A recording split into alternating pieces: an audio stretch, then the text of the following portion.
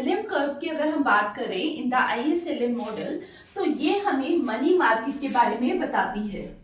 यहाँ पे हमें क्या मिलता है, हमें रेट ऑफ इंटरेस्ट और इनकम के डिफरेंट कॉम्बिनेशंस मिलते हैं। कॉम्बिनेशंस कौन से मिलते हैं, जहां पे हमारी मनी डिमांड और मनी सप्लाई क्या होती है, बराबर होती है। यहाँ पे हमें इस तरीके के कॉम्बिनेशंस मिलते हैं।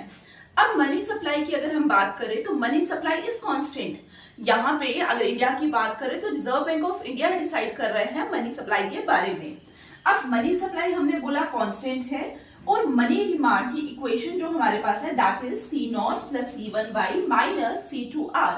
यहाँ पे अगर आप देखेंगे it is a positive sign, तो ये हमें बता रहा है एक positive relationship between the money demand and the income.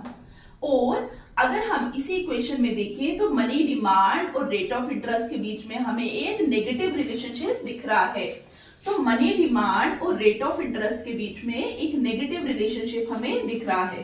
Money demand और इनकम के अगर बारे में बात करें, जब आपके पास पैसा ज्यादा होता है तो आप खर्चने के लिए, आप ट्रांजेक्शन्स के लिए पैसा ज्यादा रखेंगे। तो यहाँ पे हम स्पेसिफिकली ट्रांजेक्शन डिमांड की बात कर रहे हैं। और लाइकवाइज यहाँ पे हम किसके बारे में बात कर रहे हैं, हम मेजरली स्पेक्यूलेटिव डिमांड के बारे में बात कर रहे हैं।